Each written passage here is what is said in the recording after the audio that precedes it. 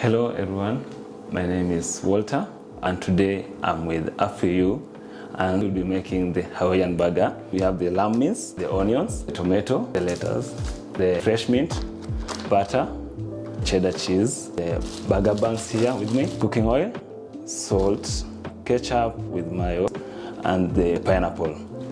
Why do you have lamb with pineapple? What type of combo is that? Why not beef or chicken? The reason why I chose a lamb and the pineapple, because the lamb has some bitterness in it, but it's rich in most of the flavors. So the pineapple gives it the sweetness in the burger when you eat the juicy part. And then we have the cocktail sauce, which can be served aside as maybe, let me say, you're taking it with fries or wedges or anything from the ketchup and the mayo. Why did you choose the culinary career? Back then, when I was still in high school, I used to go to do the outside catering activities with my mom. From there, I had that urge to try and be a chef or try and also produce a meal to people. And when I finished high school, I didn't go to campus or college direct. I started doing events marketing and we used to do the promo. A few months later, my first job was an assistant to a chef and also doing the sales, supplying food to people in offices. I used to balance work and school. 2020 there, get an opportunity to join school and explore more on the industry.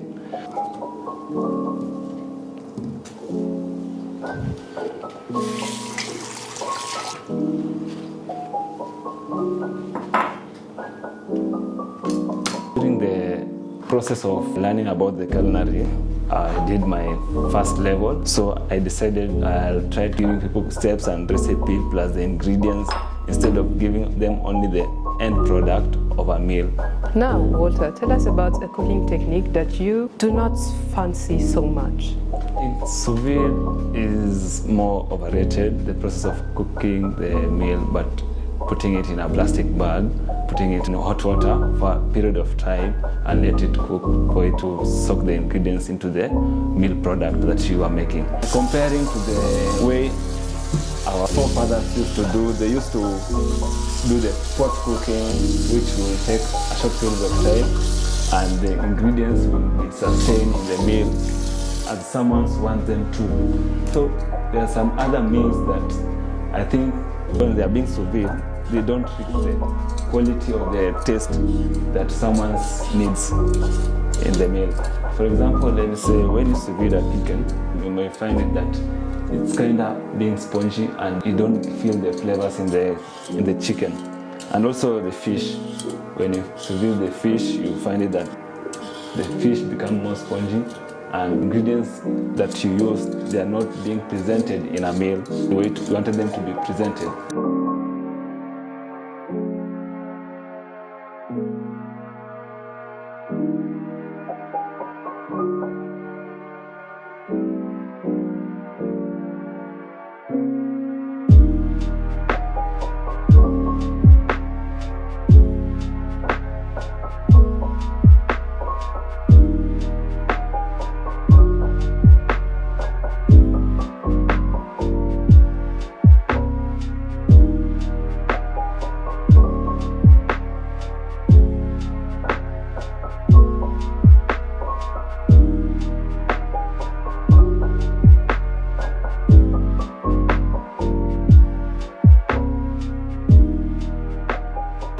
So I'm putting in the mint to get the mint flavor in the burger. So in case you're wondering why the mint, normally use mint for cocktails or for juice, we also have a creative way of putting the mint. What is one thing you've noticed about this new generation of apprentice? You know, for me, I remember when I started doing content, I didn't want to focus much on how am I going to do the content, how am I going to post, how am I going to share the recipe. No, I said, okay, let's take steps.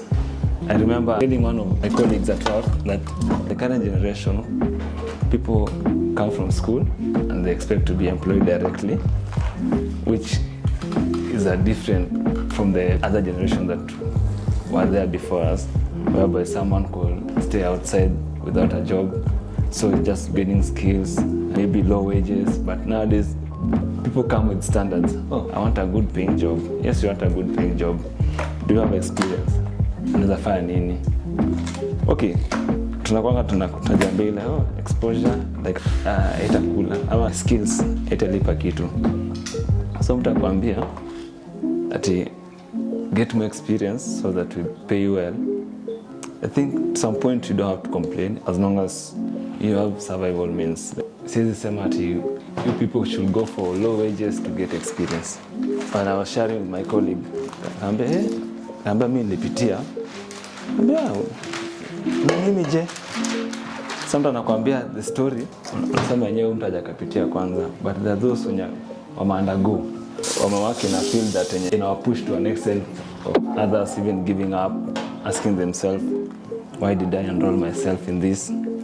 Things like those. I think the generation may change more. Na as we continue, unless wenye wako saizi waambiwe, this is how it's supposed to be. But without that guidance, takuwa wanasema, there's no job. Ama I think they're harassing me at work. Ama the job environment is not conducive for me. What are the things in your culinary field that you have noticed are somehow keeping us as African from reaching certain heights? We have not given the African culture a chance to showcase their materials that can also be used in the kitchen. Unlike the one that we are using nowadays, they are either imported, and those that are made from Kenyan materials, you may find that they are not highly appreciated or they are not highly recognized in the culinary industry, because we believe that this one from the European are the most safest one. One cooking technique that I found that makes the African culture being forgotten, using of pressure cooker, which has made us forget about the pot cooking, which is normally used in our rural homes. For true fact, when you use a pressure cooker, you may not know the level of ingredients that you have lost during that cooking technique. For example, when you're boiling meat, it will take like 1 to 1 hour, 30 minutes. But when you're using a pressure cooker, you give it a maximum of 25 minutes and then your meal is ready. You lose a lot of ingredients. But then the question is, why didn't you want to use eggs to bring everything together? I want to maintain the main ingredients to be the lamb. I don't want to confuse people. It's lamb, it has eggs, it has breadcrumb.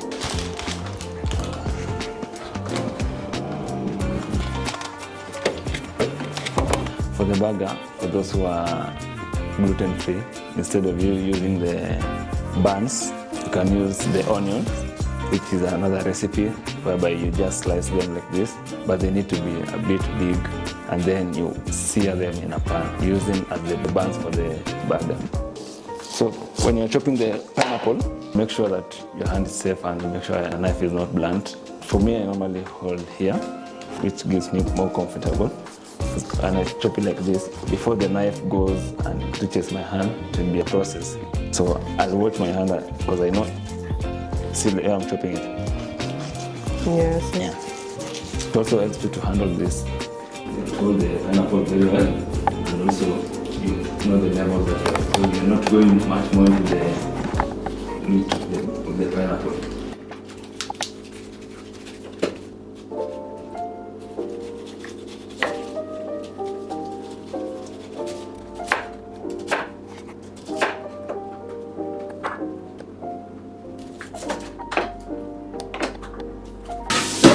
What's the thing when it comes to spices? Back then, you could be told how to generate a salt from something, but nowadays you normally have end products like soy sauce, which normally is it for cooking. With the European way of producing the spices, it's different from how our fathers used to do the production of those spices. They would grind them from the scratch, and nowadays people do additives in the products that we normally consume. And say the African way of doing things, it's forgotten mostly, and we tend to measure on this new one. Unatumia shortcuts like the fermentation. You know, the fermentation has to take a period of time, but we normally use yeast. After 2 hours, everything is fermented.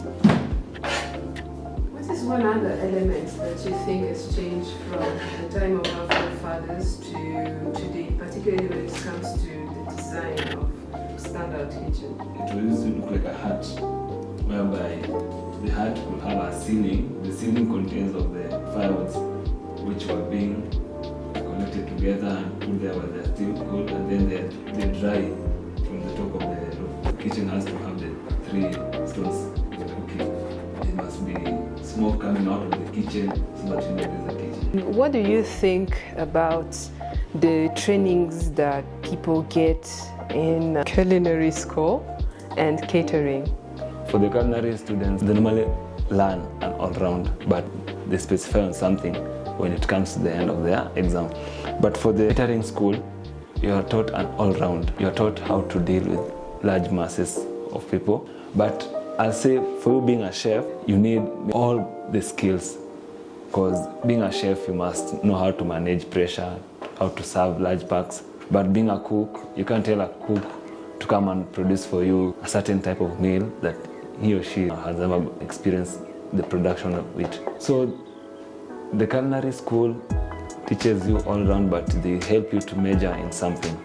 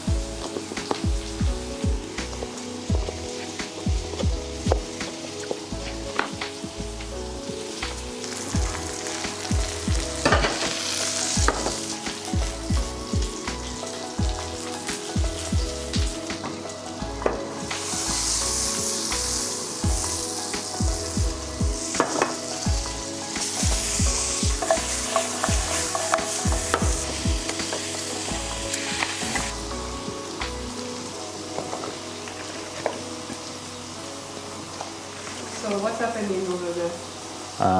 Blanching the wedges, whereby the water has salt and the oil seasoning of black pepper, turmeric.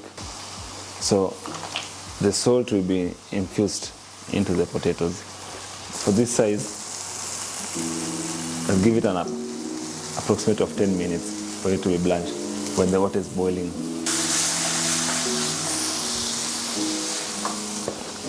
I've never understood it, but fries in restaurants are always more delicious. What is it that you guys do? It's almost addictive. They blanch them. After blanching, also the salt for the seasoning also matters.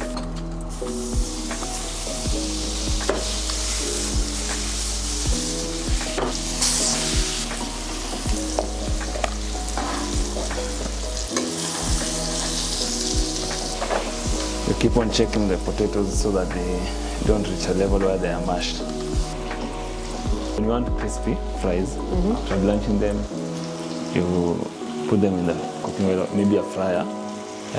Depending, the temperature should be 200 plus for it to make a crispy one. Let me ask you, what do you think of those who like soggy fries, those criminals? As a chef, when you normally get, I want soggy fries, you normally say, Kibogo amekuja kwa restaurant, ana maneno. Ama anasema, sumabele itisha mash, because kuna mash, asijisumbue na chipo. Onions, we fried on the pan. I put them on the oven for a while, at a temperature of 200. I put them on the opening of the lamb patties. You said that lamb is another sauce. Is that sauce going to serve to cook it all together somehow? The more the meat rests after it has been cooked, the more it continues to cook itself. So the sauce, the juicy part of the lamb is just to help for chewing. You are putting the cheese on top of the onions, on top of the patty? And then I put it in an oven at a temperature of 180. For only 5 minutes, assure the cheese will have melted and it will be ready to go.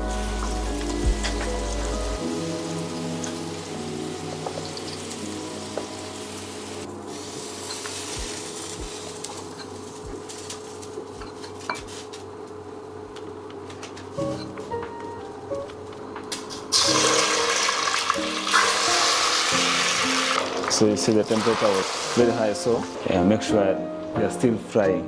There's a bubbling coming out instead of that flat cooking like you're boiling.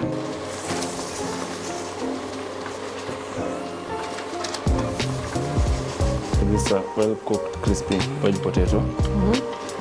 You can feel it when you turn also. The sound that it gives you on a spoon. It's supposed to be crispy, not burnt. Sometimes the difference is the hair. So the kitchen towel or the paper towel, I'm going to use it to soak the excess. You can even hear the sound. If you have an oven, for you to maintain the hotness and the crispiness of the potatoes, I'll advise you put on a baking tray and put it in the oven. This helps to maintain the heat instead of you frying it again, because the more you continue frying it, it's sucking a lot of oil. I do meal prep, I do private chef, I do meal plan, house events, ratio, hizo zote. Yeah, it would be unfair if we don't share. For the presentation, when you want to do the garnish, we normally advise to do the garnishes using the product that you use during the presentation. For example, here we had mint in the burger, so that's why I'm putting mint here. So the mint